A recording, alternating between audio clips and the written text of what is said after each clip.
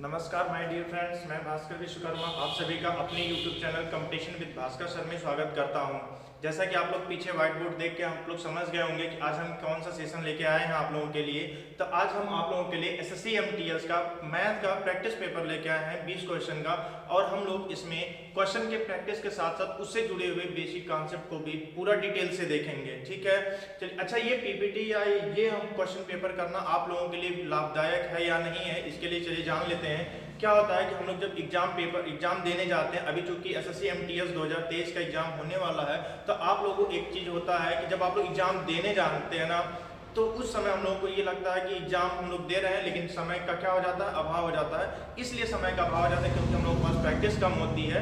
तो हम लोग उसी चीज को, अब चूंकि जितना भी समय बचा है रिवीजन और प्रैक्टिस पे अगर हम लोग फोकस करेंगे तो ज्यादा से ज्यादा क्वेश्चन को हम लोग अटेम्प्ट कर सकते हैं और कम समय में और बेहतरीन परफॉर्मेंस दे सकते हैं। तो अतः इसी के लिए हम लोग, अब पेपर नजदीक आ गया है, तो हम आप लोगों को इस पेपर के माध्यम से और क्वेश्चन पेपर का प्रैक्टिस करवाएंगे और इससे जुड़ी हुई ढेर सारी बातों का विस्तार से हम लोग सोल्यूशन करेंगे, देखेंगे, समझेंगे।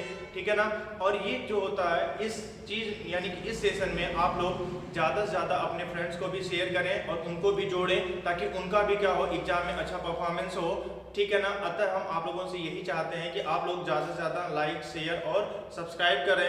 अगर सब्सक्राइब किए रहेंगे तो आप लोगों को हमारा जो नया लेटेस्ट वीडियो रहेगा आप लोगों तक हमेशा क्या होगा, सभी वीडियो आप लोगों तक आसान पहुंच जाएगा नोटिफिकेशन। ठीक है, तो आप लोगों को देखने में और प्रैक्टिस करने में कोई असुविधा नहीं होगी। अगर आप लोगों को किसी भी प्रकार की असुविधा होती है तो आप लोग हमें क्या नाम है कमेंट बॉक्स में लिख सकते हैं, या और भी अगर ये वीडियो आप लोगों को अच्छा लगेगा तो कमेंट जरूर कीजिएगा। ठीक है, जैसा भी होगा, अच्छा लगे या खराब लगे, जैसा भी लगेगा आप लोग, बट हम उम्मीद करते हैं कि आप लोगों को बेहतर ही लगेगा। ठीक है, चलिए आइए हम लोग समय को ना बर्बाद करते हुए इस क्वेश्चन पेपर का सलूशन हम लोग करते हैं। ठीक है, चलिए आइए देखते हैं हमारा पहला क्वेश्चन क्या है। पहला हमारा क्वेश्चन है कि किसी वस्तु का अंकित मूल्य उसके क्रय मूल्य से 20% अधिक है, यानी कि जो उसका अंकित मूल्य है, अंकित मूल्य का मतलब जो हमारा मार्क प्राइस होता है, एमपी होता है, ठीक है ना, वो क्या है, क्रय मूल्य से 20% अधिक है। अंकित मूल्य पर 20% का एक बट्टा भी दिया जाता है। तो जो हमारा बट्टा होता है वो हमेशा और हमेशा किस पे दिया जाता है, अंकित मूल्य पे दिया जाता है। तो इस प्रकार बिक्री में विक्रेता को क्या होगा, ठीक है ना, तो विक्रेता को क्या होगा, चलिए हम लोग थोड़ा सा एक बार मतलब अच्छे से समझते हैं इसको। तो ध्यान देखिए, किसी वस्तु का अंकित मूल्य उसके क्रय मूल्य से, मान लेते हैं कोई भी वस्तु का सीपी यानी क्रय मूल्य क्या है, सीपी को अगर 100 मान लिया जाए तो उसका एमपी कितना हो जाएगा, हमारा एमपी हमारा हो जाएगा, देखिए 20% अधिक है ना, यानी कि 20% अधिक है तो कितना हो जाएगा, 120 हो जाएगा। क्लियर है। तो अब हमारा जो अंकित क्रय मूल्य है वो कितना है, 100 है, और हमारा अंकित मूल्य कितना है, 120 है, और अंकित मूल्य पे हमको क्या दिया जा रहा है, 20% का डिस्काउंट दिया जा रहा है। यानी कि जो हमारा एसपी होगा, एसपी क्या होता है, जब हमको जो छूट मिलता है उस पे जब हम लोग छूट के बाद जो चीज बेचते हैं वही हमारा क्या होता है, अंकित मूल्य होता है। हम लोग इसी का ध्यान से देखिए, अभी चूंकि हम आप लोगों को विस्तार से बता रहे हैं तो आप लोग बेसिक से अच्छे से समझिए, और इस वीडियो को बीच में ही स्किप मत कीजिएगा, लास्ट तक देखिए, और आप लोगों को इससे जुड़ी हुई ढेर सारी जानकारी आप लोगों को मिलेगी। और लास्ट में हम आप लोगों के लिए एक और बेहतरीन खुशखबरी देने वाले हैं, इसलिए आप लोग वीडियो को क्या करिएगा, स्किप मत कीजिएगा। ठीक है, चलिए आइए। अब हमारा एमपी कितना है, 120 है, और अंकित मूल्य पे हम लोग 20% का छूट दे रहे हैं, यानी कि एक बट्टा दे रहे हैं। तो जब इस पे हम लोग बट्टा देंगे, यानी कि 120 पे अगर हम लोग 20% का छूट देंगे, इसका मतलब कितना हो जाएगा, 80%, और इस पे 80% का मान कितना हो जाएगा, इस जीरो से ये जीरो कट जाएगा, इस जीरो से ये जीरो कट जाएगा, 12 8 कितना हो जाएगा, 96, यानी कि हमारा जो सेलिंग प्राइस है वो कितना, 96 रुपया है, और हमारा क्रय मूल्य कितना है, 20 रुपया है, यानी 100 रुपया। हमारा क्रय मूल्य कितना है, 100 रुपया है। 100 रुपए की चीज को अगर हम लोग 96 रुपए का अगर हम लोग बेच रहे हैं, तो इसका मतलब हमको कितने का लाभ होगा या घाटा होगा। जब हम लोग जितने का खरीदते हैं उससे ज्यादा का बेचेंगे तो लाभ होगा, कम का बेचेंगे तो हानि होगी। हमको कितने की हानि हो रही है, 4 रुपए का, और प्रतिशत यानी कि कहां से हो रही है, 100 रुपए से, और प्रतिशत बनाने के लिए 100 का गुणा करते हैं, इसका मतलब हमारा क्या हो जाएगा, 100 से 100 कट जाएगा, हमारा कितना हो जाएगा, 4% का हानि हो जाएगी। यानी कितना हो जाएगा, 4% की हमेशा, यानी कि यहाँ पे क्या हुआ था, हानि हुआ था। 100 रुपए का खरीदे थे, 96 का बेचे थे, इसलिए क्या होगा, 4% की हमारी क्या हो गई, हानि हो गई। क्लियर है। चलिए इसको और भी कैसे हम लोग समझ सकते हैं, फिर इसको हम लोग आगे चलते हैं, समझते हैं। ठीक है ना, आगे आइए। और लोग कैसे इसको यहाँ तक बात समझ में आ गई, कोई दिक्कत तो नहीं ना।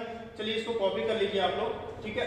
और हम इसको एक और तरीके से आप लोगों के साथ साझा करते हैं, ठीक है ना, क्लियर है। चलिए इसको मिटा दे रहे हैं हम, आप लोग कॉपी कर लीजिएगा वीडियो रोक के,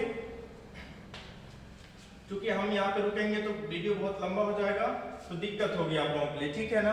आइए चलिए देखते हैं कि 20% का मतलब क्या होता है, 1/5। 20% का मतलब कितना होता है, 1/5, यानी कि कोई भी वस्तु का जो सीपी होता है, और यहाँ पे क्या है एमपी है, और एक क्या होगा एसपी, 3 ही होते हैं इस पे।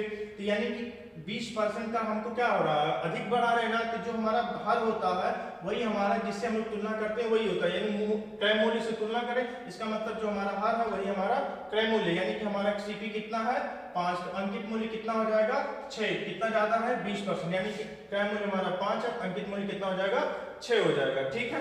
अब हमसे कह रहे हैं कि यहाँ पे फिर से देखिए, कह रहे हैं अंकित मूल्य पर 20% का बट्टा दिया जाता है, फिर से 20% है, तो बट्टा का मतलब छूट होता है ना, छूट देंगे, यानी कि अंकित मूल्य का हम लोग छूट दे रहे हैं। 5 रुपए की वस्तु को कितने में बेच रहे हैं, 4 रुपए में, क्लियर हुआ। तो अब हम लोग क्या करेंगे, अंकित मूल्य तो हम लोगों का बराबर ही है, इसमें हम लोग किसमें का इसको बराबर कर लिया जाए, इसमें 5 का गुणा होगा, इसमें 6 का, जब यहाँ पे 5 का गुणा करेंगे तो यहाँ पे भी कितने का हो जाएगा 5 का गुणा, ठीक, यहाँ पे 6 का गुणा हुआ तो यहाँ पे भी कितने का गुणा हो जाएगा 6 का। तो अब हम लोग इन सभी को एक साथ रख लेंगे, ठीक है, कितना हो जाएगा 5 पचे 25 और 6 पच्चे कितना 30, फिर कितना 4 6 24 ना, हो गया। अब हमारा क्रय मूल्य कितना हो जाएगा 25, अंकित मूल्य कितना हो जाएगा 30, एसपी कितना हो जाएगा 24, ठीक है। तो अब हमको कितने का हम लोग हमको बेच रहे हैं, 25 का खरीद के कितने का बेच रहे हैं 24 का, यानी कि घाटा कितने का हुआ 1 का, कितने पे 25 पे, और प्रतिशत बनाने के लिए 100 का गुणा कर देंगे, 25 से करने 25, 25 100 का 100, तो हमारा कितना हो जाएगा 4% का हानि हो जाएगी, ठीक है ना। इस प्रकार से हमारा कौन सा ऑप्शन सही हो जाएगा, 4% की हानि, ऑप्शन नंबर बी सही हो जाएगा, क्लियर है ना। तो इन दोनों तरीकों से आप लोग इसको लिख लीजिएगा, ठीक है ना। चलिए अब हम लोग आगे चलते हैं सेकंड क्वेश्चन पे।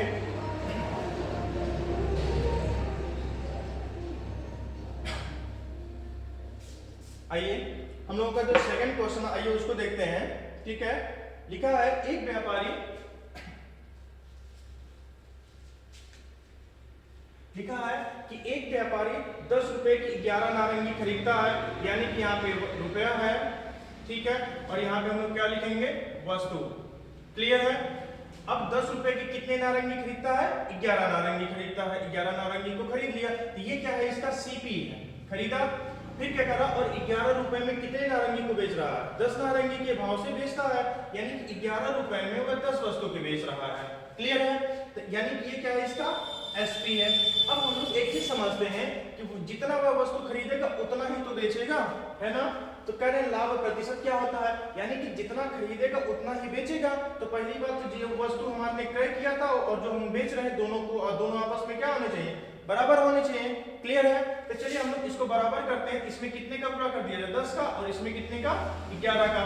जब इसमें 10 का गुणा करेंगे इसमें भी कितने का गुणा हो जाएगा 10 का, और इसमें कितने का गुणा हो जाएगा 11 का, यानी कि जो हमारा सीपी है वो कितना हो जा रहा है 100 रुपए की हमने कितने वस्तु खरीदी थी, ये कितना हो जाएगा 110, और ये भी कितना हो जाएगा 110, यानी 110 वस्तु को हमने कितने रुपए में खरीदा 100 रुपए में, और 110 वस्तु को हमने बेचा कितने में 11 गणना में 121, यानी 100 रुपए में खरीद के 121 में बेच रहे हैं हम लोग। तो हम लोगों को लाभ कितना हुआ, तो आप लोग कहेंगे 100 से 21 बढ़ रहे हैं ना, यहाँ से कितना लाभ हुआ, तो आप लोग कहेंगे कि सर 21 का हुआ, ठीक है ना।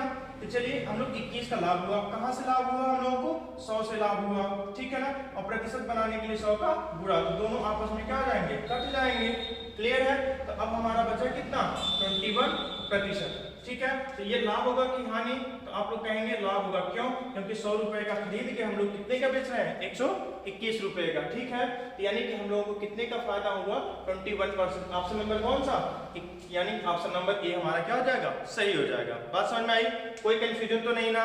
अगर ये एक बार में नहीं समझ में आएगा तो थोड़ा सा आप लोग रिपीट कर दीजिएगा और हमें कमेंट बॉक्स में जरूर बता दीजिएगा, हम ताकि इसको और भी अच्छे तरीके से कॉन्सेप्ट लेकर 2-4 क्वेश्चन और का लेके हम लोग प्रैक्टिस करवा देंगे, क्लियर है। चलिए आगे चलते हैं हम लोग।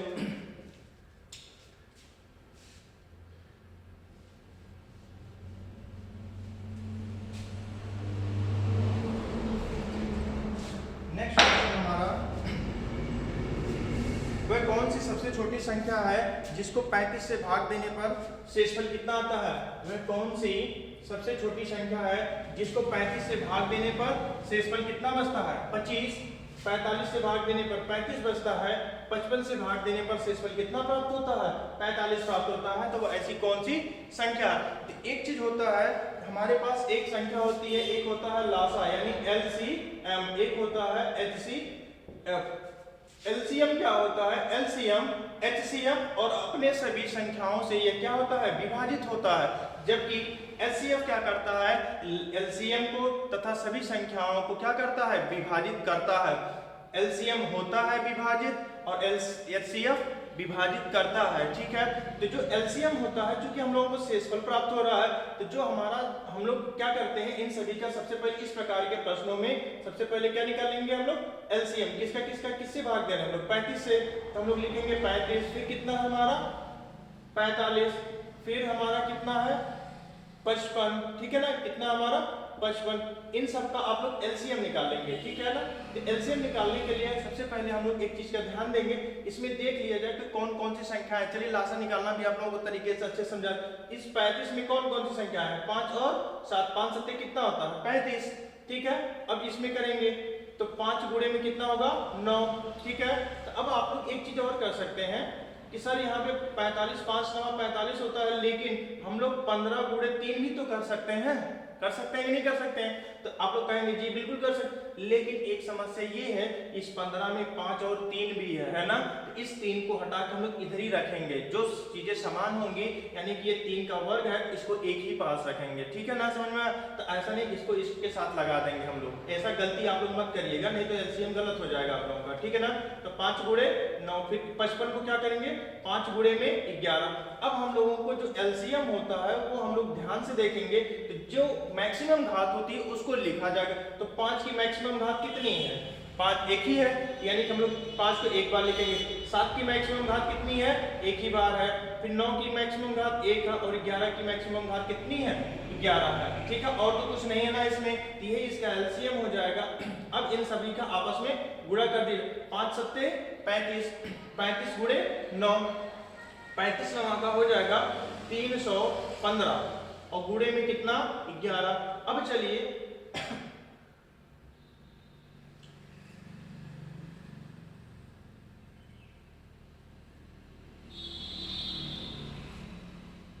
35 9 का 315 और गुणे में 11। ठीक है, अब चलेंगे हम लोग 11 का, अगर किसी संख्या में अगर 11 का हम लोग कैलकुलेशन करते हैं तो कैलकुलेशन इतना आसान होता है। ध्यान से देखेंगे, जब 11 का गुणा किया जाता है इन्हीं नंबर्स को एक साथ रख लिया जाता है, तो ये कितना हो जाएगा? 5 और 5 एक कितना हो जाएगा? 6, 3 1 4 और फिर किसको? 3 को रख लिया जाएगा। ठीक है ना, अब ये जो संख्या आ गई, ये तो हमारा क्या आ गया है? LCM। अब हम लोगों को ध्यान से देखना, जो LCM होता है वो संख्याओं से विभाजित होता है, लेकिन कह रहे हैं कि हमको यहाँ पे कितना? यहाँ पे देखिए 35 से भाग देने पर 25 शेषफल बचाना है, 45 से भागफल देने पे कितना होता है? यानी कि 45 से भाग देने पर 35 शेषफल बचाना और 55 से भाग देने पर हमको कितना? 45 शेषफल बचाना है, तो हमको 10 कम शेषफल बचाना है ना। तो क्या करते हैं, जो इसका अंतर होता है, यानी कि ध्यान से देखिएगा, अगर हम लोगों को 35 से भाग देने पर कितना शेषफल बचाना है? 25, और 55 से भाग देने पर 45 बचाना है, और 45 से भाग देने पर कितना शेषफल बचाना है? 35 शेषफल बचाना। इस कंडीशन में इन दोनों का क्या निकाल लेते हैं? इन सभी का अंतर निकालेंगे। इन सभी का अंतर कितना है? 10 10 का अंतर है, तो हम लोग क्या करेंगे? LCM में से अगर 10 को घटा देंगे तो हमारी संख्या कितनी हो जाएगी? 3455। यानी 3455 को भाग देने पर हर कंडीशन में हमारा कितना? 35 से भाग देंगे तो 25 बचेगा, और 45 से भाग देंगे तो 35, और 55 से भाग देंगे तो क्यों? अच्छा, ये चीज कंडीशन क्यों आती है कि ये जितना बचता क्यों है? अगर यही 10 ज्यादा होता तो ये संख्या 55 से भी कटती, 45 से भी कटती, लेकिन जब 10 कम है तो वही 10 हमारी क्या हो जाती है? कम पड़ जाती, इसलिए हम लोग इसको कम पड़ जाती है। लास्ट वाले डिब्बे में ये 10 की क्या होनी चाहिए? कमी होनी चाहिए, तभी तो उतना ही शेषफल बचता है। शेषफल का मतलब जो एक्स्ट्रा बच जाए। ठीक है, यानी हमारी संख्या कितनी हो जाएगी? 3455। यानी कि ये संख्या कितनी हो जाएगी? 3455। ऑप्शन नंबर कितना? ए। कंफर्म है? चलिए आगे चलते हैं हम लोग नेक्स्ट क्वेश्चन की तरफ। इसको आप लोग स्क्रीनशॉट ले लीजिएगा, इसका सॉल्यूशन कर लीजिए। ठीक है, समझ लीजिए, अगर कहीं कोई दिक्कत होगी तो फिर हम आप लोगों को नेक्स्ट वीडियो में फिर से समझा देंगे। क्लियर है? चलिए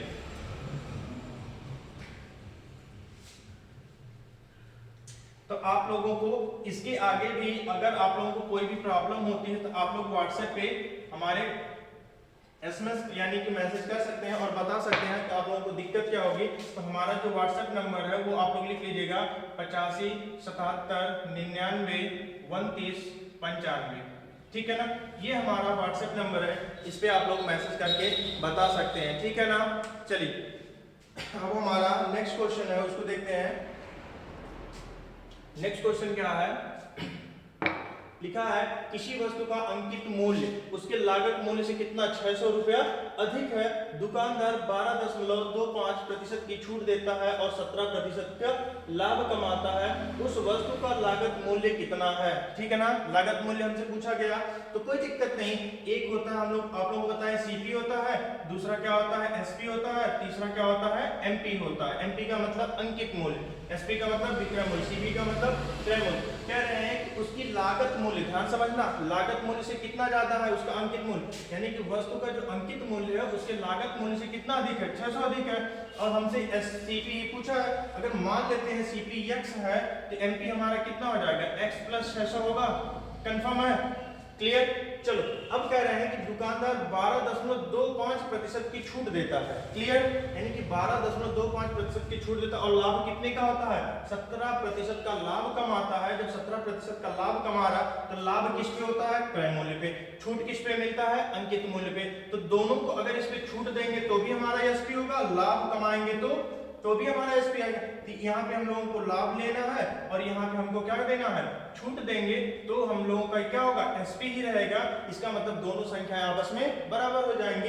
तो हम लोग देखेंगे इसका अंकित क्रय मूल्य कितना है, x पे कितने का लाभ ले रहे हैं हम लोग 17% का, तो हम लोगों का कितना हो जाएगा 17% का लाभ होता है ना, कि कितना हो जाएगा 117 बटे में कितना 100 बराबर किसके हो जाएगा, यानी कि x प्लस 600 पे अगर हम लोग 12.25% की छूट देंगे तो ये हो जाएगा कितना 87.75। ठीक है, 87.75% का छूट दे दिए और बटे में कितना कर दिए 100। अब हम लोग देखेंगे कि ये संख्या इस संख्या से क्या हो जाएगी कट जाएगी, क्लियर है। अब चलते हैं इसको और भी आसान करने के लिए, चलिए यहाँ पे दशमलव संख्या है ये कटेगा नहीं, ठीक है ना। जब ये नहीं कट रहा है तो इसको थोड़ा सा हम लोगों को कैलकुलेशन में दिक्कत होगी ना, तो चलिए फिर से देखा जाए।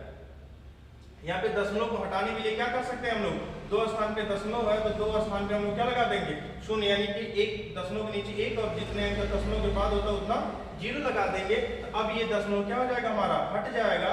इसके बाद देखिए क्या होगा, अब हम लोग इसको 25 से काट सकते हैं, तो 25 का 100 हो जाएगा, 25 इसको काटिए, 25 तिया 75, 12 बचा 100 कितना हो गया 27, 25 पंजे 125, 25 एकन्ने 25 यानी 351। अब चलिए इसका कितना हो गया 117x बराबर यहाँ पे 351x प्लस इसका इसी के साथ गुणा होगा तो 2 जीरो हो जाएगा, 6 एकन्ने 6, 6 25 30, 30 के शून्य हासिल कितना हुआ 3, 6 3 के 18, 3 21। अब ध्यान से देखिए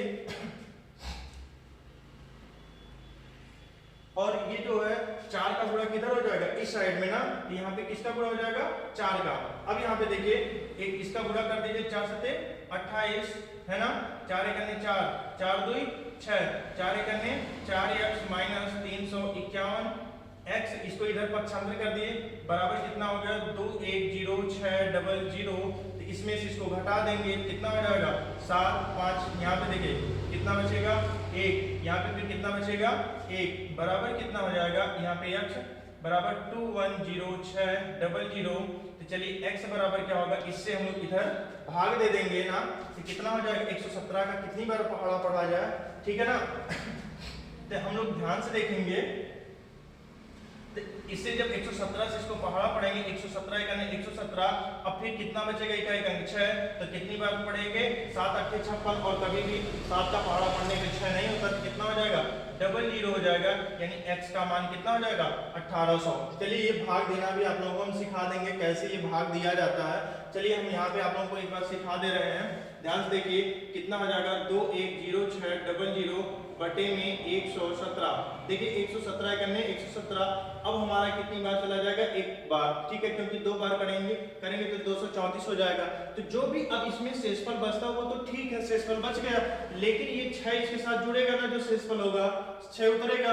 तो अब ये बताइए 7 का पहाड़ा पढ़ने पे कब 6 आता है, ठीक है ना। तो उतनी बार, चूंकि दशमलव में हमारा आंसर तो है नहीं, तो चूंकि पूरा परफेक्ट रूप में है, तो अब हम लोग क्या करेंगे, एक बार तो पहाड़ा चला गया, अब हम लोगों को कितनी बार पहाड़ा पढ़ना पड़ेगा, 7 अट्ठे 7 दूना 14, 7 त्रिक 21, 7 चौके 28, 7 पच्चीस 35, 7 छक 42, 7 सत्ते 49, 7 अट्ठे 56, 7 नौ 63 और 7 दाम में 70। यानी 7 का पहाड़ा पढ़ने पे कभी भी 6 नहीं आता, एक ही बार आता है। जब क्या, कितनी बार, जब हम लोग 8 का पहाड़ा पढ़ते हैं, यानी कि 7 के साथ 8 का गुणा करते हैं तभी 6 आता है, ठीक है ना। तो यहाँ पे कितनी बार आ जाएगा, 8 बार, और यहाँ पे 2 शून्य लग जाएगा, यानी कि x का मान कितना था, 1800। कौन सा ऑप्शन सही हो जाएगा, ऑप्शन नंबर 4, ठीक है, क्लियर है। चलिए इसके आगे भी हम लोग चलते हैं, आगे चलते हैं, ध्यान से देखा जाए, मिटा दिया जाए इसको कॉपी कर लीजिएगा आप लोग। अभी हम थोड़ा सा लॉन्ग रूट से बता रहे हैं आप लोग को, थोड़ा लंबा, क्यों, क्योंकि ताकि आप लोग हमारे साथ जुड़ जाइए। उसके बाद थोड़ा सा हम इसमें फास्ट पढ़ाएंगे और इसके साथ टिप्स बताएंगे, ताकि आप लोगों को कैलकुलेशन में आसानी हो। तो हम इसलिए अभी इतना लंबा बता रहे हैं, ताकि आप लोगों को ये ना हो कि क्या नाम है, ये कहाँ से याद करके तो नहीं रख रहे हैं। ताकि क्या होता है ना, कुछ बच्चे कहते हैं कि सर याद करके आएंगे, बस अपना क्या करेंगे, उत्तर को रख देंगे। तो ऐसा नहीं ना, आप लोग इसको कॉन्सेप्ट विधिवत क्या करना है, सोल्यूशन करना है। चलिए आइए देखते हैं अगला। लिखा है एक 5000 की बिक्री मूल्य अंकित सोफा सेट को 4% की छूट पर बेचने पर व्यापारी को 20% का लाभ प्राप्त करता है, तो सोफा सेट व्यापारी का लागत मूल्य कितना है, ठीक है ना। तो अब हम लोग देखेंगे सोफा सेट का हमको क्या निकालना है, लागत मूल्य ना। तो हम सोफा सेट का लागत मूल्य कितना रखेंगे, हमने यही बताया ना, सीपी, एसपी और क्या चीज, एमपी। तो अब देखो सीपी पे हमको लाभ कितना हो रहा, 20% का लाभ ना। इस पे जब हम लोग लाभ लेंगे 20% का, ठीक है ना, प्रॉफिट लेंगे, तो हम कहां पे पहुंचेंगे, एसपी पे। और इस पे जब हम लोग क्या करेंगे, ध्यान से देखिएगा, छूट देंगे, छूट दे रहे हैं कितने का, 4% का, तो छूट देने पे भी एसपी पे पहुंच रहे हैं। सेम सवाल है, सेम कॉन्सेप्ट है ना। हम लोग इसको क्या मान लेंगे, एक्स, लाभ कितना लिए 20 का, 120 बटे में कितना 100 बराबर जो हमारा अंकित मूल्य है, अंकित मूल्य कितना है, बिक्री मूल्य है ना, ये बिक्री मूल्य कितना है हमारा, एक 5000 बिक्री मूल्य अंकित सोफा सेट को, बिक्री मूल्य अंकित है ना, अंकित मूल्य कितना है इसका अंकित मूल्य कितना है 5000, यानी कि हमारा जो अंकित मूल्य है वो है 5000, और इस पे छूट कितने दे रहे हैं, 4% का, यानी कितने पे बेच रहे हैं, 96 पे, बटे में कितना 100, दोनों जीरो से दोनों जीरो कैंसिल हो जाएगा, यानी इसको ना कैंसिल करते हैं। चलिए इस 100 से ये वाला 100 कैंसिल कर देते हैं, इस एक जीरो से ये वाला एक जीरो कैंसिल कर देते हैं, ठीक है ना। 12 एकने 12, 12 अट्ठे 96। अब x का मान कितना हो जाएगा, 8 का इधर गुणा कर दें, तो एक 2 जीरो है, 2 जीरो, 8 पच्चे 40, यानी कि उसका क्रय मूल्य कितना हो जाएगा, 4000 रुपया। ऑप्शन नंबर कौन सा, दूसरा क्या हो जाएगा आप लोगों का, सही हो जाएगा, क्लियर है। चलिए हम लोग आगे चलते हैं, इसका नेक्स्ट क्वेश्चन है,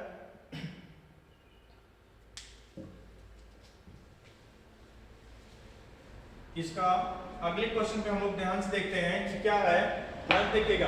ए की आय का 5%, बी की आय का 15% बराबर है, तथा बी की आय का 10% सी की आय के 20% के बराबर है। यदि सी की आय कितनी 2000 है, तो ए, बी तथा सी की आय का योग क्या है, क्लियर है। चलिए हम लोग देखते हैं क्या कहा गया कि ए की आय का कितना परसेंट, 5%, और किसके बराबर है, बी की आय का कितना परसेंट, 15%, दोनों आपस में बराबर है। तो अब क्या करेंगे हम लोग, इस परसेंटेज से इस परसेंटेज को काट दिए, 5 एकने 5, 5 दिया 15, यानी कि a अपान b बराबर कितना हो जाएगा, 3 बटा में 1, यानी a अनुपाते b बराबर हो जाएगा 3 अनुपाते 1। कंफर्म हुआ। चलिए सेकंड कंडीशन को हम लोग देखते हैं, लिखा है b की आय का कितना परसेंट, 10%, और ये किसके बराबर है, c की आय के 20% के बराबर है। इस परसेंट से ये परसेंट कट जाएगा, ये देखिए इस जीरो से ये जीरो कैंसिल हो जाएगा, यानी कि b बटा में c बराबर कितना हो जाएगा, 2 बटा में 1, यानी कि b अनुपाते c बराबर कितना हो जाएगा, 2 अनुपाते 1, ठीक है ना। अब ध्यान से समझना आप लोग, तो इसको इन सबके एक साथ रख दिया जाए, यानी a अनुपाते b अनुपाते c, ठीक है ना।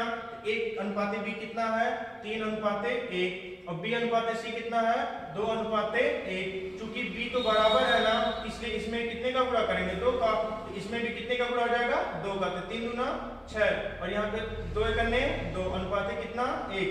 तो यानी कि कह रहे हैं तो सी की आय कितनी है 2000, यानी सी की आय कितनी है 1 यूनिट, यानी 1 यूनिट का मान हमारा कितना है 2000 रुपया है। ठीक है, तो पूरी यूनिट पूछ रहे हैं, यानी कि कह रहे हैं एबीसी कुल की आय का ना, कुल की आय का योगफल कितना 6 2 8 है 9, यानी 9 यूनिट का मान कितना हो जाएगा 9 गुणे में कितना 2000 बराबर कितना हो जाएगा 18000, यानी कि सबकी संयुक्त राशि का आय कितना हो जाएगा 18000। क्लियर है, ऑप्शन नंबर कौन सा 4 सही हो जाएगा। ठीक है ना। चलिए अब आप लोग इसका स्क्रीनशॉट ले लीजिएगा और हम इसको मिटाएंगे अब। ठीक है ना, चलिए मिटा दे रहे हैं ना। अगर पूछता, ध्यान देखिए, अगर सबका अलग अलग पूछता तो क्या करते हैं, 1 यूनिट का मतलब 2000, 2 यूनिट का मतलब कितना 4000, 6 यूनिट का मतलब कितना 12000। ठीक है ना, 12 4 16 2 18000। ठीक है, क्लियर है। किसी का भी अगर पूछता तो आप लोग आसानी से निकाल लेंगे। ठीक है, चलिए आगे चलते हैं हम लोग।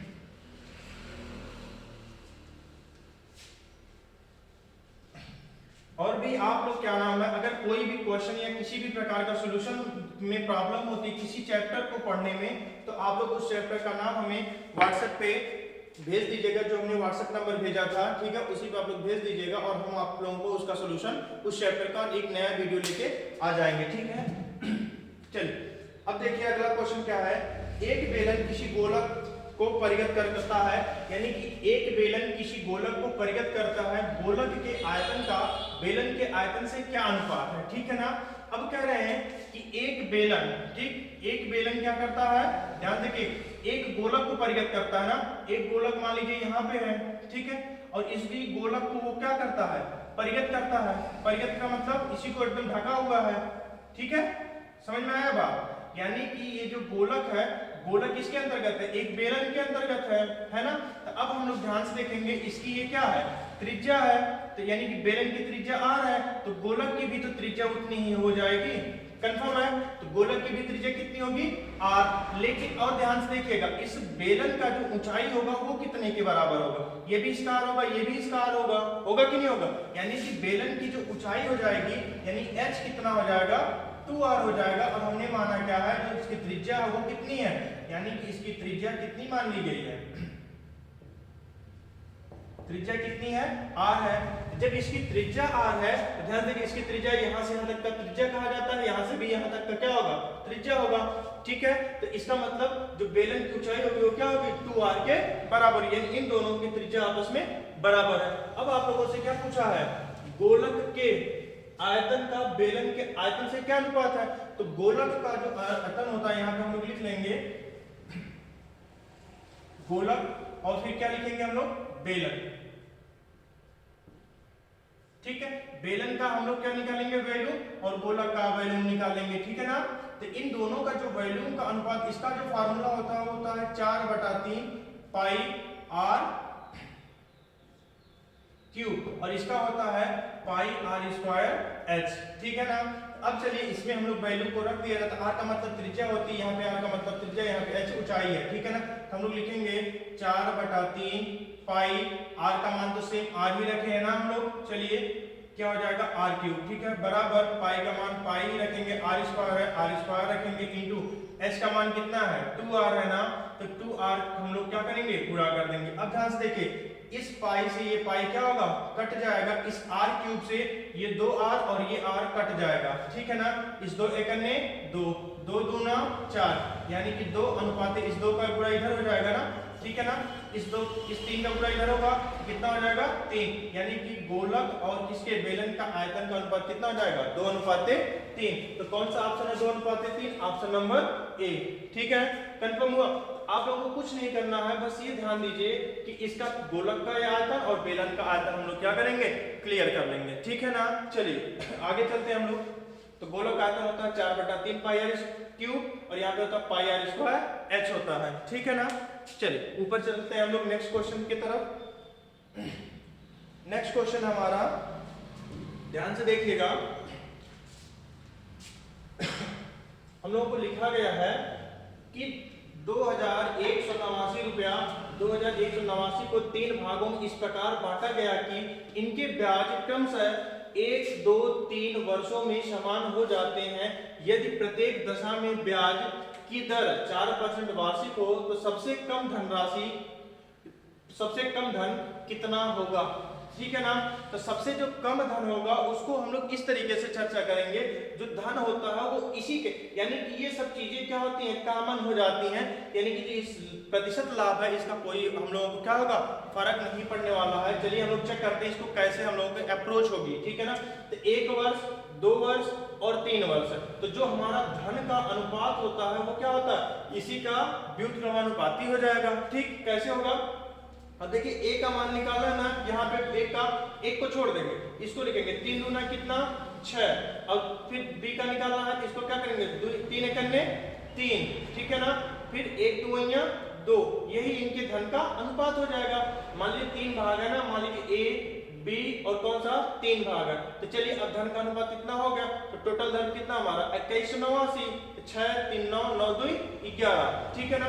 11 यूनिट का मान हमारा कितना है 2189 है, तो 1 यूनिट का मान कितना हो जाएगा 11 करने 11, 11 9 99, फिर 9 बचेगा 11 9 99। अब फिर कह रहे हैं सबसे कम धन कितना है, तो सबसे कम धन यही है ना, तो 2 यूनिट का मान कितना हो जाएगा 2 गुणे में 199 बराबर कितना हो जाएगा 2 9 18, 2 9 18 1 19। ठीक है। 2 एकन्ने 2 1 3, यानी 398, यानी कि जो हमारा सबसे कम धन है वो कितना है 398। अब हम लोग, ये तो हमारी थी तेज अप्रोच। ठीक है ना। अभी हम आप लोगों को, ठीक है ना, ऐसे ही पढ़ाएंगे आप लोगों को। वो तो केवल जो इसके पीछे बताए हैं, बस आप लोगों को केवल ये था कि आप लोग सीख जाइए कैसे हम लोगों को सोल्यूशन करना। ठीक है ना। अब हम लोग अप्रोच यही करेंगे। अच्छा, ये चीज क्या होगा, व्युत्क्रमानुपाती क्यों हुआ, समय का व्युत्क्रमानुपाती क्यों हुआ, इसमें परसेंटेज का प्रयोग क्यों नहीं किया गया, क्यों नहीं होता इसका प्रयोग। तो चलिए हम लोग, ये तो आंसर आ गया ना, उसको भी समझ लेते हैं। क्यों प्रतिशत को हमने नहीं छुआ, ताकि मान लो हम फिर भी हम लोगों का आंसर क्या हो गया, सही आ गया। चलिए ये दिखाते हैं क्यों नहीं उसका प्रयोग हुआ।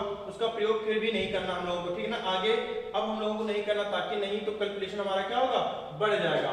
मान लेते हैं जो राशि हमारी है, ठीक है ना, कोई भी एक राशि है, मान लीजिए x y z, इन्हीं का हमको क्या निकालना, सबसे कम धनराशि ना। तो अब हम लोगों को ये देखना है, मान लेते हैं पहली राशि x है। ठीक है ना।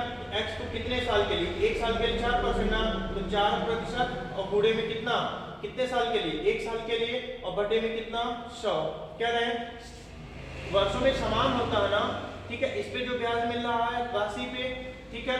और क्या होता है, इनके ब्याज क्या होते हैं, जब से 1 2 3 वर्षों में समान ब्याज समान होता है ना, तो हम लोग ब्याज की चर्चा करेंगे, यानी मूलधन पे होगा। और फिर दूसरी राशि कितनी है y, कितने परसेंट से 4% से, कितने साल के लिए 2 साल के लिए, कितने समय के लिए, यानी प्रतिशत बनाने के लिए 100 का गुणा हो जाएगा। फिर तीसरी राशि z है, कितने प्रतिशत है 4%, कितने साल 3 साल, फिर हम लोग लगाएंगे बटे में 100। अब ध्यान से देखना, ये 100 सब में क्या हो जाएगा, कट जाएगा। ये 4 भी क्या होगा, सबके साथ कट जाएगा, यानी कि x बराबर कितना हो गया 2y बराबर कितना 3z। अब हम लोगों को x अनुपाते y अनुपाते z निकालते समय क्या करना पड़ेगा, x का मान निकालना, 2 3 कितना हो जाएगा 6। फिर b का y का मान निकालना, तो इसका गुणा करेंगे 3 करने 3, फिर कितना 2 करने 2, यानी कि ये रहेगा इन तीनों राशियों का अनुपात। बाकी इसके आगे का अनुपात आप लोगों को बता देना, 6 3 9 2 11, यानी 11 यूनिट का मतलब 2189 है। तो 1 यूनिट का मान कितना हो जाएगा 199। तो सबसे कम धनराशि कितनी है 2, यानी कौन सी z, 2 यूनिट का मान कितना हो जाएगा 398। इसको आप लोग कॉपी कर लीजिएगा। ठीक है ना। इस तरीके से था, तो ये कट जाते हैं आपस में, इसीलिए हमने क्या किया था, इसको नहीं लिखा था। समझ में आया। चलिए आगे चलते हैं।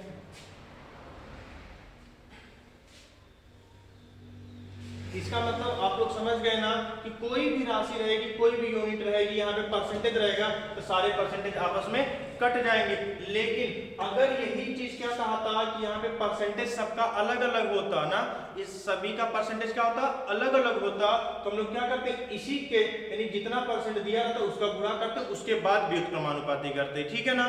तो जो अलग अलग अगर प्रतिशत दिया जाएगा, तो अलग अलग प्रतिशत का अलग अलग क्या करेंगे हम लोग, गुणा करेंगे, उसके बाद व्युत्क्रमानुपाती करेंगे, ठीक है ना। ऐसा नहीं कि रेट भी बदल जाएगा तभी इन्हीं का केवल व्युत्क्रमानुपाती करेंगे तो आ जाएगा, ठीक है ना। ऐसा कभी मत करना, नहीं तो गलती हो जाएगी, ठीक है। कब? जब यहाँ पे रेट क्या होगा, समान यानी एक ही रहेगा, तभी आप लोग इसका इसी का क्या करेंगे, व्युत्क्रमानुपाती, तब इसका असर नहीं पड़ेगा। लेकिन अगर रेट अलग अलग होगा तो इसका फर्क पड़ता है, ठीक है ना, गलत हो जाएगा फिर। समझ में आया? चलिए आगे चलते हम लोग।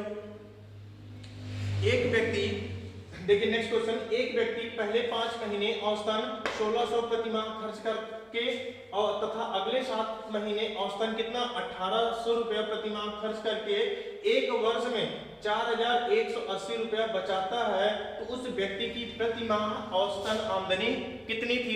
तो सबसे पहले जो आमदनी होती है वो आय क्या होती है, आय बराबर होती है, ठीक है, खर्च प्लस क्या होता है, बचत। खर्च और बचत का जो योग होता है वही तो आय होती है। तो सबसे पहले हम लोग खर्च और बचत को दोनों को जोड़ा जाए तो देखा जाए टोटल खर्च कितना कर रहा है ना।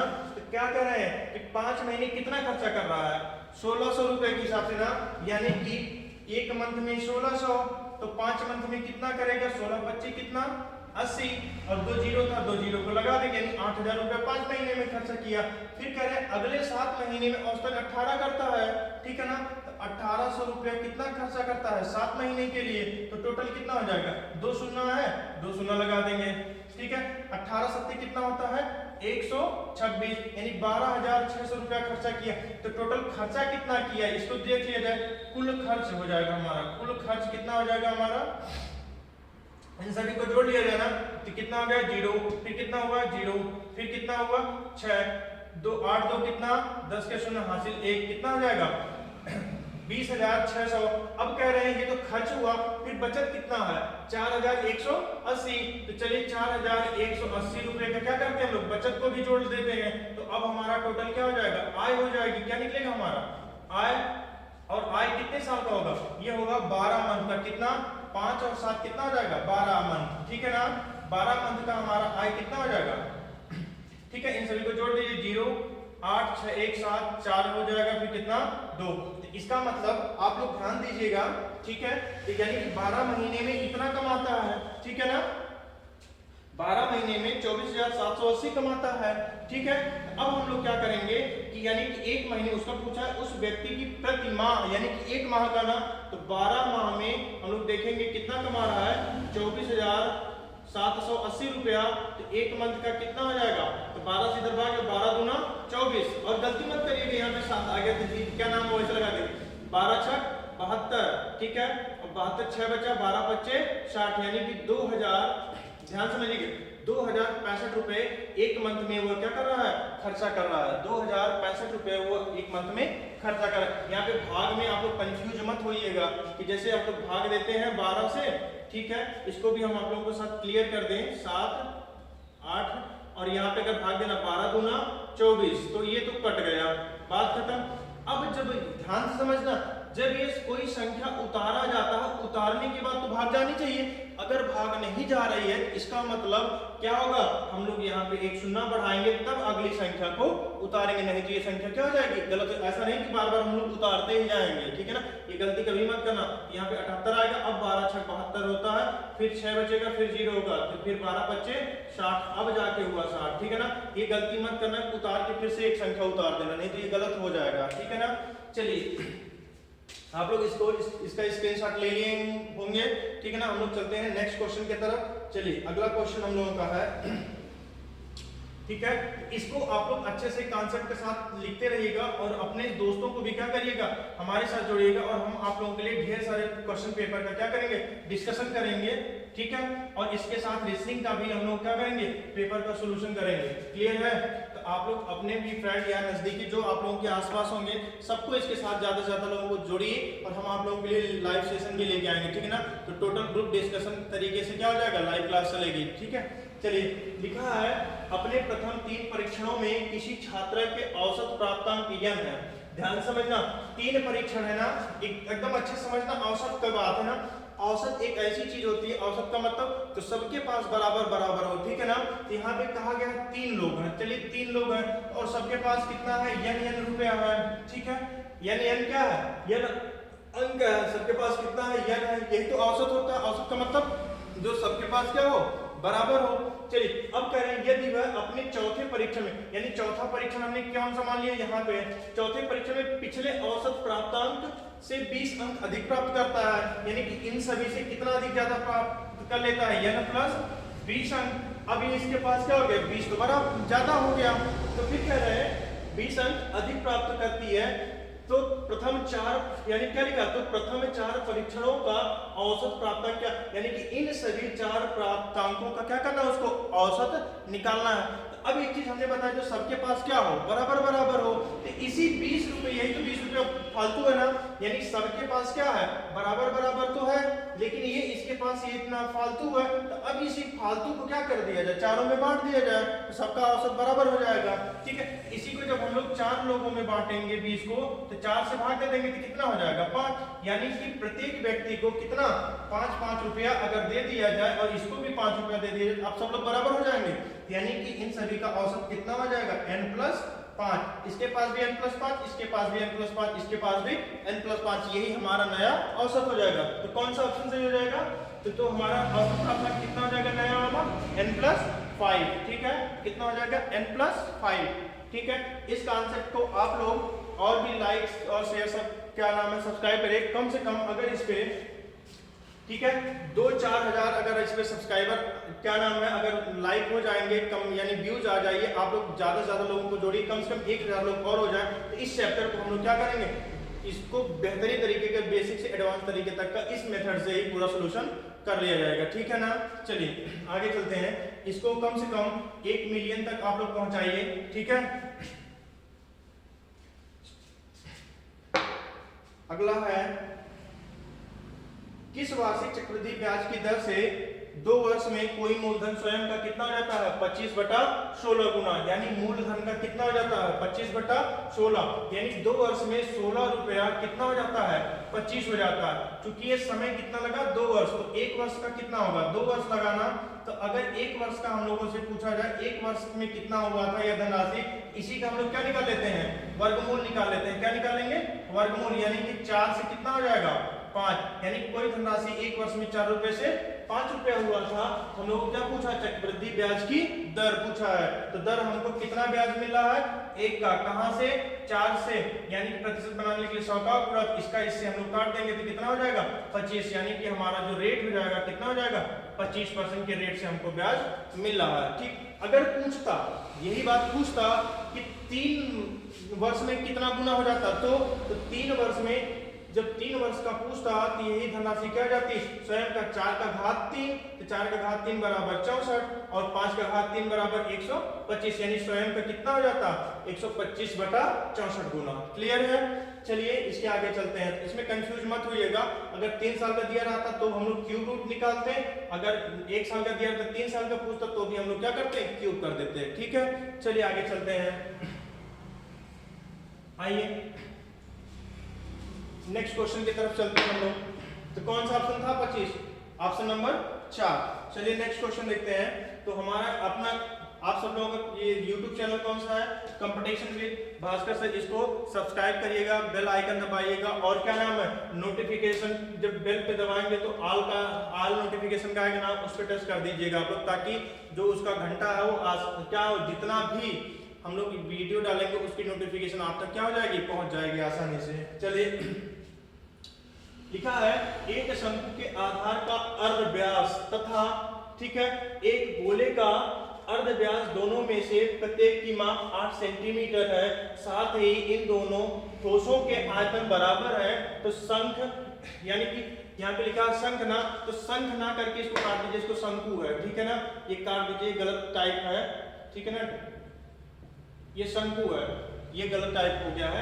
यहाँ पे शंकु की तिर्यक ऊंचाई होगी, शंकु की तिर्यक ऊंचाई पूछा है, तो चलिए हम लोग थोड़ा सा अच्छे से समझ लेते हैं। शंकु क्या होता है, इस तरीके का एक कोण होता है, ठीक है, ये इसकी त्रिज्या होती है, इसी को अर्धव्यास भी कहा जाता है, पूरे को व्यास कहा जाता है, और यहाँ से यहाँ तक की इसको क्या कहा जाता है, ऊंचाई कहा जाता है, और ये जो तिरछी लाइन होती है इसको तिर्यक ऊंचाई कहा जाता है, इसको L से संबोधित करते हैं, ठीक है।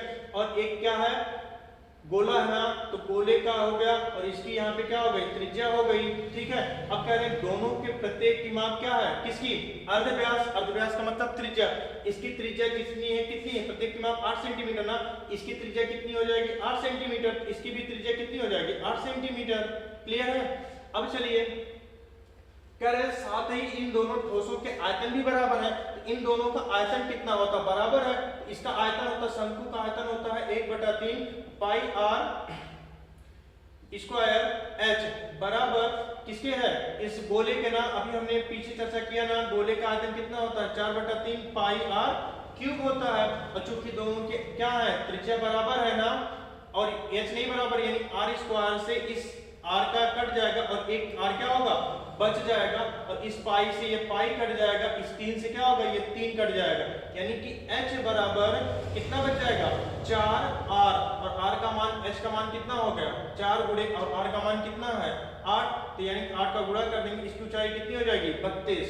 ठीक है ना, तो 32 हो गई, यानी कि इसकी ऊंचाई कितनी हो गई, 32, यानी h बराबर कितना हो जाएगा आपका 32। क्लियर है। अब चलिए, जो इसकी ऊंचाई होती है और तिर्यक ऊंचाई के बीच में यहाँ पे 90 अंश का कोण बनता है, तो हम लोग ध्यान से देखेंगे पाइथागोरस प्रमेय से। अगर ये 8 है, ध्यान से समझिएगा, ये 8 है और ये कितना है, 32 है, इसकी ऊंचाई क्या होगी, यानी इसका स्क्वायर धन इसका स्क्वायर बराबर इसका स्क्वायर होता है, यानी अंडर रूट में। ठीक है ना, हम लोग क्या लिखेंगे, 8 का स्क्वायर धन 32 का स्क्वायर, यही होगा। तो ध्यान से देखिएगा, बराबर यहाँ पे हम लोग सोल्यूशन लिख दे रहे हैं। 8 का स्क्वायर कितना हो जाएगा अंडर रूट में, यानी कि L बराबर हो जाएगा, या 8 का स्क्वायर 64 प्लस 32 का स्क्वायर कितना होगा। ठीक है ना, अब हम लोग 32 का स्क्वायर करेंगे। 32 का स्क्वायर देखिए कितने आसानी से, 2 का स्क्वायर कितना हो जाएगा, 4, 3 दूना 6, 6 दूना 12 के 2 हासिल 1, 3 3 का 9 और 9 1 कितना 10, कितना हो जाएगा इतना। अब चलिए बराबर कितना हो जाएगा, इन सभी को जोड़ दिया जाए, तो ब्रैकेट में कितना हो जाएगा, इन दोनों को जोड़ेंगे, 4 4 कितना हुआ 8, फिर 2 को इसमें जोड़ेंगे 6 2 8, फिर 0 1, 1088 हुआ। चलिए 1088 का हम लोग को L का मान निकालना है, तो इसका वर्गमूल फास्ट तरीके से हम लोग कैसे निकाल सकते हैं, तो चलिए हम लोग दिखाते हैं हम आप लोगों को इसका वर्गमूल कैसे निकाला जाए।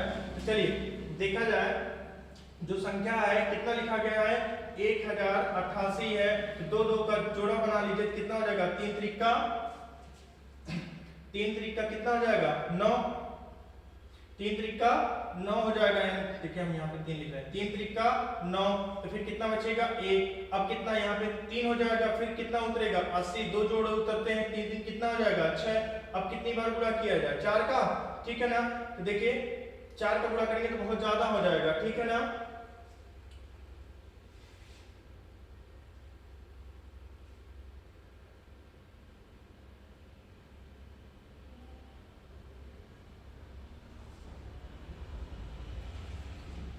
चार 8 32 हो गया और फिर 8 है।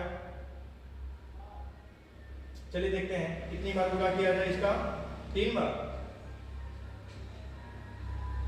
6 3 के 18 होता ना, ये 3 बार में जाके कितनी बार जाएगी, ये ऑप्शन गलत हो जाए इसमें कहीं पे।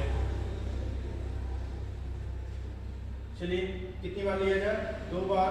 2 बार ले जाएंगे तो हम लोग कितना आ जाएगा इसका, 2 दूना 4 और 2 6 12। अगर 3 बार करते तो ये कितना जाता है, 3 3 का 9 यानी 189 हो जाता है, ये गलत हो जाता है। ठीक है ना, हम लोग कितनी बार ले जाएंगे, कम बार यानी कितना आ जाएगा 6। फिर कितना बचा हमारा, ये 7 में से 2 जाएगा 5 और कितना हो जाएगा, ये कट जाएगा। अब गड़बड़ हो जा रहा है।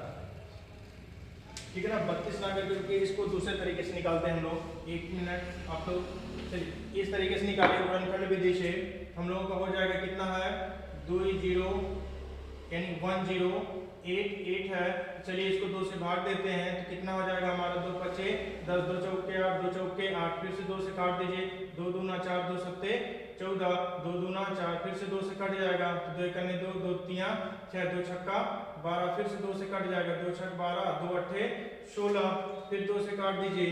ठीक है ना, फिर कितना हो जाएगा हमारा, यहाँ पे हो जाएगा कितना, 2 3 6, 2 चौके 8, फिर से 2 से कटेगा, फिर कितना आ जाएगा यहाँ पे 17। अब ध्यान से देखेंगे, 2 2 का जोड़ा देख ले, 1 2 3। ठीक है ना, तो 3 बार हो गया। हम लोग लिखेंगे कितना, 2 दूना 4, 2 दूना 4 दूना 8, 8 रूट कितना 17, यानी L का मान कितना हो जाएगा 8 रूट कितना 17। ठीक है ना। इस तरीके से भी लिख सकते हैं हम लोग। इसका दूसरा तरीका जो है लिखने का, चलिए इसके आगे हम फिर से इसको तुरंत बता दे रहे हैं ना, इसका और कैसे आसानी से हम लोग लिख सकते हैं ना। चलिए इस इधर तो हो गया, तो इसके अलावा और भी क्या तरीका हम लोग इसको अपना सकते हैं, चलिए आसानी से ताकि हो जाए, है ना। चलिए आगे चलते हैं, हम लोग फिर से देखेंगे कितना लिखा है 64 गुणे, यहाँ पे देखिए अगर हम लोग इसी को ठीक है लिख सकते हैं, ध्यान से देखिएगा 64 गुणे कितना था वहां पे 32 गुणे 32 है ना, हम लोग लिखेंगे 64 प्लस 32 गुणे में कितना है 32। तो क्या हम लोग इस 32 में से इस 32 को लिख सकते हैं, 32 गुणे 32 है ना, तो 32 को लिख सकते हैं 64 32 गुणे में 32, ठीक है ना, 32 गुणे में 32। क्या इन सभी में ध्यान से देखिए इस 32 गुणे 32 को हम ऐसे भी तो लिख सकते हैं 64 प्लस 32 को लिख दिया जाए 64, 64 गुणे में 16 हो जाएगा, और यहाँ से 64 कॉमन कर लिया जाए अंडर रूट में, तो हो जाएगा 64 रूट में 1 प्लस कितना 16, तो 64 तो बाहर आ जाएगा, तो कितना बचेगा 8, 8 रूट में कितना 16 है कितना 17, यानी 8 रूट कितना हो जाएगा 17। इस तरीके से भी इसका वर्गमूल क्या कर सकते हैं हम लोग निकाल सकते हैं। क्लियर है। चलिए इस तरीके से भी हम लोग क्या करेंगे वर्गमूल को निकालेंगे, थोड़ा सा आसान हो जाएगा। चलिए हम लोग नेक्स्ट क्वेश्चन की तरफ चलते हैं। ठीक है, हमारा जो नेक्स्ट क्वेश्चन है, आइए हम लोग नेक्स्ट क्वेश्चन की तरफ चलते हैं। नेक्स्ट क्वेश्चन हमारा है, ध्यान से देखिएगा, ए और बी, ठीक है, क्या लिखा है ए और बी के रुपयों का अनुपात कितना दिया गया है 4:5 दिया गया है। ठीक है, हम लोग क्या करेंगे ध्यान से देखिएगा, यानी ए और बी के रुपयों का अनुपात कितना है 4:5 तथा बी और सी के रुपयों का अनुपात कितना 2:3 है। यदि ए के पास 800 रुपया है तो उसी के पास कितने रुपए होंगे, तो उसी नहीं है, यहाँ पे ये गलत काट दीजिए, तो यहाँ पे लिख लीजिएगा तो सी के पास, ठीक है, तो सी के पास कितना रुपया होंगे। ठीक है ना, आप लोग इस क्वेश्चन को थोड़ा सा संशोधित कर लीजिएगा, ठीक है ना, यहाँ पे गलत टाइप हो गया है। तो देखिए ए और बी के पास रुपयों का अनुपात कितना है 4:5, ठीक है। फिर कह रहे हैं बी और सी के रुपयों का अनुपात कितना 2:3, 2:3 कितना 3, यानी बी के पास रुपयों का अनुपात तो बराबर होना चाहिए, बराबर पैसे, तो चलिए इसका अनुपातिक हम लोग क्या करते हैं बराबर कर देते हैं। ठीक है, यहाँ पे 2 का, यहाँ पे 5 का, ठीक है, यहाँ पे भी 2 का गुणा होगा और यहाँ पे कितने का गुणा होगा 5 का, 4 गुना कितना होगा 8 और 5 गुना कितना होगा 10, 3 25 कितना हो जाएगा 15। फिर से अब देखिए कोई छोटा नहीं होगा ना, अब कहा गया है ए के पास कितना है 800 रुपया, यानी 8 यूनिट का मान कितना है 800 रुपया, ठीक है, 1 यूनिट का मतलब कितना हो जाएगा 100 रुपया, तो 10 यूनिट का मतलब कितना हो जाएगा 1000 और 15 यूनिट का मतलब कितना हो जाएगा 1500। ठीक है, तो अब आप लोगों से पूछा गया था सी के पास, ठीक है, सी के पास कितने रुपए होंगे, तो सी के पास कितने रुपए होंगे 1500 रुपया। क्लियर है, यहाँ पे थोड़ा सा मिसप्रिंट हो गया था, तो सी के पास कितना रुपया हो जाएगा 1500 रुपया। कंफर्म है कि इसका आंसर हो जाएगा। बात समझ में आई, ये बहुत इजी सवाल था। चलिए और हम आप लोगों को क्या नाम है इसका प्रीवियस ईयर पेपर का भी एसएससी एमटीएस का, एसएससी सीजीएल का और सीएचएसएल सब सारे एग्जामों का, यूपीपी यूपीएसआई सबका हम क्या कराएंगे प्रैक्टिस पेपर कराते रहेंगे। इसलिए आप लोग क्या करेगा हमारे साथ जुड़ जाएगा और इस चैनल को सब्सक्राइब कर लीजिएगा। ठीक है, चलिए अगला क्वेश्चन है हम लोगों का, ध्यान से देखिए, लिखा है 1 रुपया 50 पैसा 25 पैसे के सिक्के के मूल्य का योग कितना है 210 रुपया। ठीक है, कह रहे हैं जो टर्म्स है 5:6:8 के अनुपात में है, तो 1 रुपए के सिक्कों की संख्या, यानी कि जो सिक्कों का अनुपात वो कितना 5, 6 और 8 के है। ध्यान से समझना कितने कितने के सिक्के हैं 1 रुपया, ठीक, फिर कितना है 50 पैसा, फिर कितना है 25 पैसा, ये तो पैसे की बात कही ना, सिक्के कितने हमारे पास है, मेन बात ये है कि सिक्का कितना है। तो सिक्का इसका 5:6 किसके 8 के अनुपात में है, तो इनके रुपयों का अनुपात कितना होगा। ठीक है ना, रुपयों का अनुपात कितना होगा, अगर 1 रुपए के 5 सिक्के होगा तो कितना होगा 5x, ठीक, 50 पैसा का अच्छा सिक्का होगा तो कितना होगा 3x रुपया। फिर 25 पैसे का 8 सिक्का होगा तो कितना होगा 2x रुपया। ठीक है, सभी रुपयों का योगफल कितना है 210 रुपया। तो 5 3 8 2 10, 10x का मान कितना है 210x, यानी x का मान कितना हो जाएगा 21। अब आप लोगों से क्या पूछा है कि 1 रुपए के सिक्के का अनुपात, 1 रुपए के कितने सिक्के हैं 5x है ना, कितना x है 5x है। तो 5x का मान कितना हो जाएगा हम लोगों का 5 गुणे में कितना 21, 21 बच्चे कितना 105, यानी 1 रुपए के 105 सिक्के होंगे। समझ में आया 100, यानी 1 रुपए के कितने सिक्के होंगे 105 रुपए, 105 सिक्के। अगर पूछता 50 पैसे के 21 या 63, 21 गुना 42, यानी 25 पैसे के सिक्कों की संख्या कितनी हो जाएगी 42 हो जाएगी। ठीक है ना। चलिए नेक्स्ट क्वेश्चन की तरफ हम लोग चलते हैं। नेक्स्ट क्वेश्चन है हमारा, ध्यान से देखिएगा, लिखा क्या गया है 120 सेंटीमीटर परिमाप वाले 120 सेंटीमीटर परिमाप वाले वर्ग के अंतर्गत, ध्यान से समझना अच्छे से है ना, वर्ग के अंतर्गत खींचे गए सबसे बड़े वृत्त का क्षेत्रफल। तो इसका मतलब वर्ग क्या होता है, वर्ग क्या होता है सभी भुजाएं क्या होती हैं बराबर होती हैं। ऐसी बंद आकृति जिसकी चारों भुजाएं क्या होती हैं बराबर होती हैं। ठीक है, और परिमाप क्या होता है चारों भुजाओं का योग, यानी कि वर्ग का जो परिमाप होता है हमारा, वर्ग का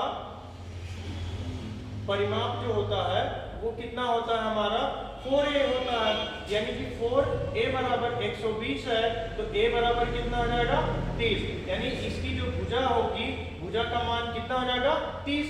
और सबसे बड़ा वृत्त वही होगा जो इन सभी के अंतर्गत क्या होगा सभी भुजाओं को टच करता हुआ जाए, है ना। जब सभी भुजाओं को टच करता हुआ जाएगा तो इसी भुजा का आधा ही भाग क्या होगा इसका त्रिज्या होगा, यानी कि वृत्त का हमारा जो क्षेत्रफल होगा, यानी वृत्त की जो त्रिज्या होगी वो कितनी होगी, वृत्त की त्रिज्या r बराबर कितनी हो जाएगी 30 का आधा होगा, यानी इसका व्यास यहाँ से यहाँ तक का है तो त्रिज्या उसी का आधा होगा, यानी त्रिज्या का मान 15 होगा। ठीक है, तो 15 सेंटीमीटर। तो अब ध्यान दीजिए वृत्त का क्षेत्रफल क्या होता है, वृत्त का क्षेत्रफल बराबर होता है पाई r स्क्वायर। तो पाई का मान कितना होता है 22/7।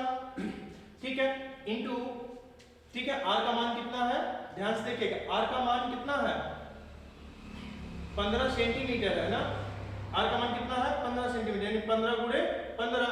तो इसको इस तरीके से भी लिखा जा सकता है, ध्यान से देखिएगा, इस पाई का अगर नाम मान रखा जाए तो टोटल कितना हो जाएगा, इस पाई को ऐसे ही रहने दीजिए। ठीक है ना, तो पाई को कितना है 15 गुणे 15 बराबर 225, यानी कि इस वृत्त का क्षेत्रफल कितना हो जाएगा 225 पाई। ठीक है, क्लियर हुआ, यानी यही इसका क्या हो जाएगा वृत्त का क्षेत्रफल, कौन सा जो 120 सेंटीमीटर परिमाप वाले वर्ग के अंतर्गत सबसे बड़ा जो वृत्त होगा उसका क्षेत्रफल कितना होगा 225 पाई हो जाएगा। क्लियर है। चलिए हम लोग अगला क्वेश्चन देखते हैं। ठीक है, अगला क्वेश्चन हम लोगों का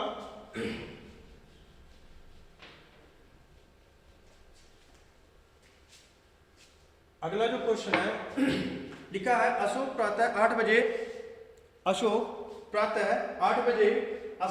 स्थान, यहाँ पे ए नहीं है, यहाँ पे ए है 4 नहीं है। ठीक है, अशोक प्रातः 8 बजे स्थान ए से स्थान बी की ओर चला तथा राहुल प्रातः 10 बजे स्थान बी से स्थान ए की ओर चला। स्थान ए तथा स्थान बी के बीच की दूरी कितना है 637 किलोमीटर है। यदि अशोक और राहुल क्रमशः 39 किलोमीटर प्रति घंटा तथा 47 किलोमीटर प्रति घंटा की गति से चल रहे हैं तो वे किस समय आपस में मिलेंगे। ठीक है, किस समय आपस में मिलेंगे इसको थोड़ा हम लोग देख लेंगे। तो ध्यान से देखिएगा कि टोटल दूरी कितनी है, यहाँ पे ए है ना, ये 4 नहीं है, ये ए है, यानी कि स्थान ए है। ठीक है, और स्थान का नाम क्या है दूसरा बी। दोनों की बीच की दूरी कितनी है हम लोगों को कितना लिखा गया है 637 किलोमीटर, 637 किलोमीटर। और ए कितने बजे चलता है 8 AM पे। ठीक है, 8 बजे, और बी कितने बजे चलता है 10 बजे। ठीक है, तो अब क्या होगा दोनों तो साथ नहीं चल, अच्छा ए की स्पीड कितनी है, ए की स्पीड कितनी है ध्यान से देखिए, एक स्थान। ठीक है, राहुल यहाँ पे देखिए, यदि अशोक की चाल कितनी है क्रमशः 39 है, और ठीक है इन अशोक की चाल कितनी है 39 किलोमीटर प्रति घंटा, 39 किलोमीटर प्रति घंटा। और अशोक की चाल कितनी है, यहाँ पे कौन है, राहुल है, चलिए राहुल कर देते हैं, अशोक और राहुल की चाल कितनी है, 47 किलोमीटर प्रति घंटा, 47 किलोमीटर प्रति घंटा। ध्यान समझना, ये 8 बजे चलता है और ये 10 बजे चलता है, तो 8 बजे से 10 बजे के बीच तक ये तो अकेला ही चलेगा ना, जब 10 बजेगा तभी तो राहुल चलेगा। ये 8 बजे चल दिया था तो 2 घंटा पहले चलेगा ना, तो 2 घंटा में अशोक ने चलना शुरू किया, तो 2 घंटे में कितना चलेगा, 1 घंटे में 39, तो 2 घंटे में कितना, 39 गुना 78, यानी 78 किलोमीटर तय कर लेगा। तो शेष जो दूरी बचेगी, अब इधर से अशोक जाएगा, इधर से कौन आएगा, राहुल, दोनों साथ चलेंगे। ये भी तो 10 बज गया ना, 10 बजे से दोनों साथ चलेंगे, इनकी दूरी कितनी होगी, यानी 637 माइनस 78, तो कितना हो जाएगा, 637 माइनस कितना 78, तो बचेगा कितना हमारी दूरी, 7 में से 8 जाएगा, कितना होगा 9, यानी इसमें सुधार देंगे, 17 में से 8 जाएगा 9, 12 बचा, 12 में से 7 जाएगा 5 होगा, और यहाँ पे कितना बचा 5, यानी 559 किलोमीटर हमारा डिस्टेंस अभी बाकी है। अब ये भी चल रहा है और ये भी चल रहा है, तो दोनों की सापेक्ष चाल क्या हो जाएगी, जुड़ जाएगी। लिखेंगे समय बराबर क्या हो जाएगा, समय इस दूरी को तय करने में लगा समय बराबर 559 बटे में दोनों की चालों का योग, 47 प्लस कितना 39, 9 7 कितना 16, फिर कितना होगा 4 3 7 और 1 8। अब इसको काट दिया जाए, ठीक है, कितने से कटेगा, ये 2 से 3 से 4 से कितने से कटेगा, इसको चेक कर लेते हैं, ठीक है ना। ये 2 से तो नहीं कटने वाला है, 4 से भी नहीं कट रहा है, फिर किसे किया जाए, काटा जाए, है ना। हम लोग इसमें चलिए 86 से इसको भाग दे देते हैं, तो 86 से डायरेक्ट भाग दे दिया जाए तो कितनी बार चला जाएगा, ठीक है ना। तो 8 7 56 होता है, तो 7 बार तो जाएगा नहीं, ठीक है ना, तो 6 बार भाग ले जाएगा।